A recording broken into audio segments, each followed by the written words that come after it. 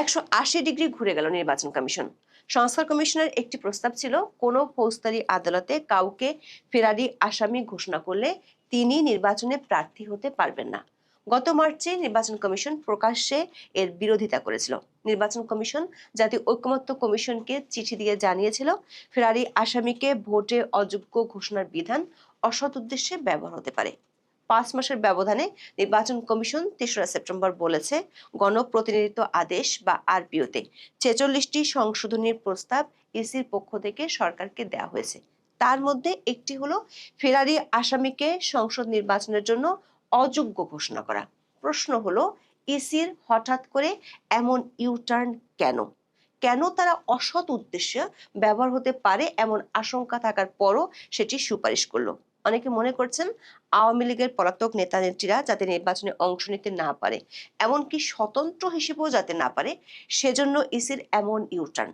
সূত্রগুলো বলছে শুধু আওয়ামী লীগ নয়, জাতীয় পার্টি সহ অনেক দলের মধ্যে যারা নিজ নিজ এলাকায় জনপ্রিয়, তাদের ঠেকাতে সরকার সমর্থকদের চাপে এমন সুপারিশ করেছে নির্বাচন কমিশন। এর মধ্যে ইসির এমন সুপারিশে একটি প্রশ্ন উঠে এসেছে।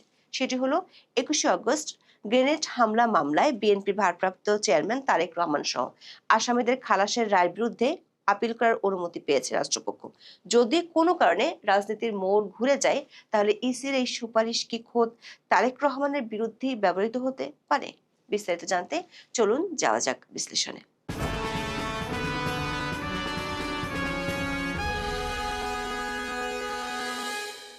নির্বাচন কমিশন সংস্কারে গত বছরের 3রা অক্টোবর 8 সদস্যের কমিশন গঠন করে অন্তর্বর্তী সরকার।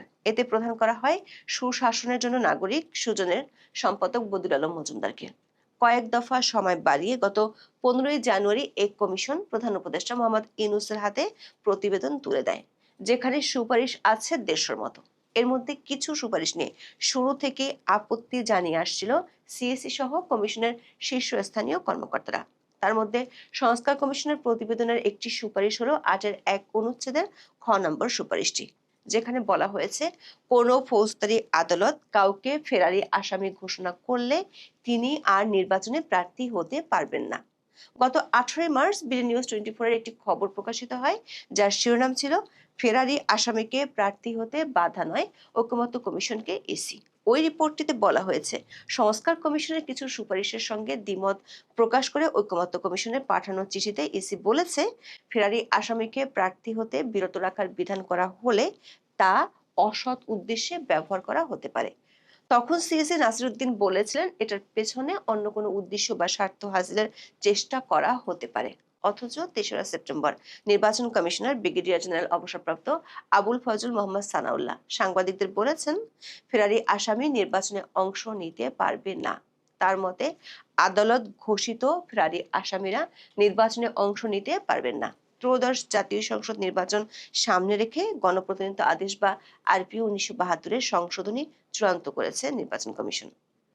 এটি এখন আইন মন্ত্রণালয়ে পাঠানো হয়েছে। শুধু এটি নয়, সংস্কার কমিশনের আরও একটি সুপারিশের বিরোধিতা করেছিল, সেটি থেকেও ইসি এখন সরে এসেছে।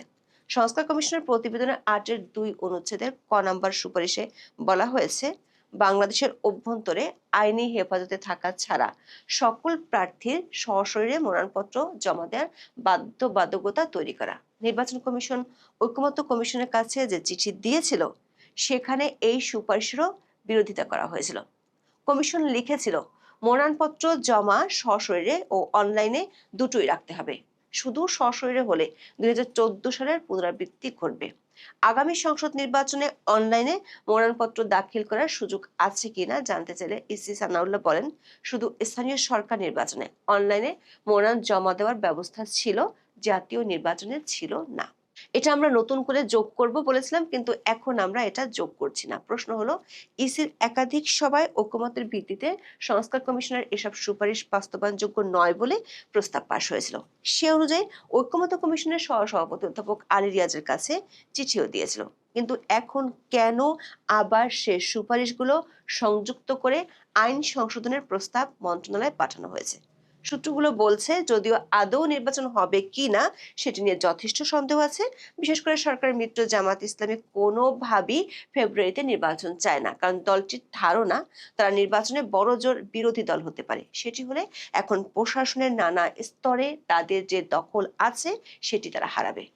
বিএনপি ক্ষমতায় গেলে নিজেদের লোক বসাবে, তারপর নানা চাপে যদি নির্বাচন হয় সেক্ষেত্রে বিএনপির সাথে জামাতের যে দূরত্ব তৈরি হয়েছে তাতে বিএনপি জাতীয় পার্টিকে প্রমোট করতে পারে।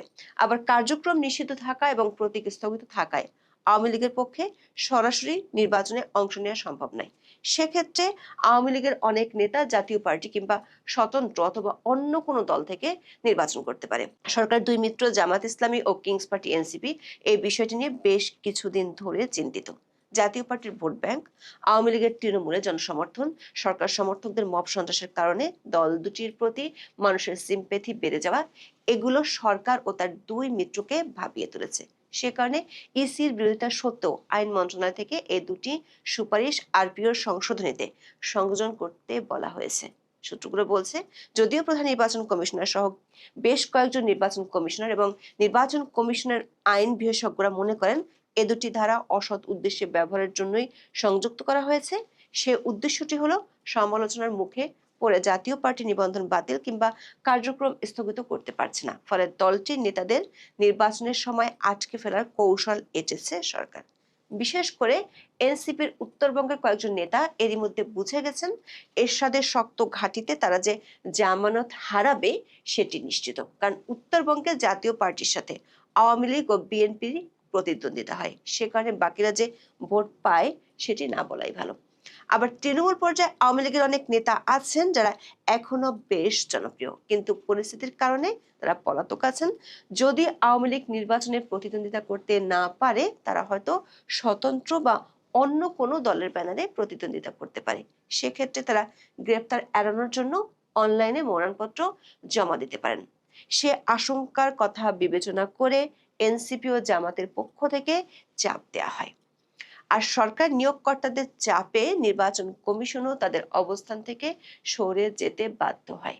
এর আলামত কয়েকদিন আগেই প্রধান নির্বাচন কমিশনার তার বক্তব্যে দিয়েছিলেন। তিনি বলেছিলেন সরকার যেভাবে চাইবে সেভাবে নির্বাচন হবে, অথচ সংবিধান অনুযায়ী নির্বাচন কমিশন যেভাবে চাইবে সরকারকে সেভাবেই নির্বাচন কমিশনকে সাহায্য করার কথা। দর্শক, এই দুটি সংশোধনী আরো বড় একটি আশঙ্কা জাগিয়ে তুলেছে।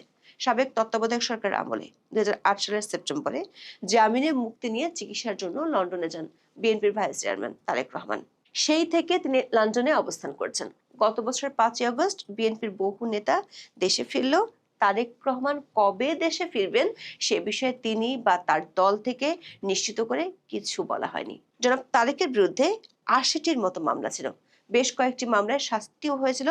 গত এক বছরে এই সব মামলা কিংবা শাস্তি বাতিল হয়েছে। তবে 2004 সালের 21শে আগস্ট রাজধানীর বঙ্গবন্ধু অ্যাভিনিউয়ে আওয়ামী লীগের সভাপতি শেখ হাসিনার সমাবেশে গ্রেনেড হামলা মামলায় দোষী সাব্যস্ত হয়েছিলেন তারেক রহমান। বিচারিক আদালতের দেওয়া সাজার রায় বাতিল করে গত বছরের 1 ডিসেম্বর রায় দেন হাইকোর্ট। এরপর সরকার পক্ষ থেকে এই রায় বাতিল চেয়ে লিভ টু আপিল করা হয়। গত 1 জুন আসামিদের খালাসের রায়ের বিরুদ্ধে আপিল করার অনুমতি পায় রাষ্ট্রপক্ষ। অনেকে মনে করেন এটি সুরাহা না হওয়া পর্যন্ত কিঞ্চিত হলেও তারেক রহমানের এই মামলায় আইনি সংশ্লিষ্টতা রয়ে গেছে। যদি নির্বাচন কমিশনের সশরীরে মনোনয়নপত্র জমা দেওয়ার বাধ্যবাধকতা আইনে শেষ পর্যন্ত থাকে তাহলে তখন নির্বাচন করার জন্য তারেক রহমানকে দেশে ফিরতেই হবে। আর তখন যদি রাজনীতির গতিপথ বদলে যায় পুরো চিত্রই পাল্টে যেতে পারে। এখন এ পর্যন্ত, সবাই ভালো থাকুন। দর্শক, সম্পূর্ণ ভিডিওটি দেখলেন, আশা করি বিষয়টি বুঝতে পেরেছেন। এই নিয়ে আপনার গুরুত্বপূর্ণ মন্তব্যটি অবশ্যই কমেন্ট বক্সে জানিয়ে দিবেন। ধন্যবাদ।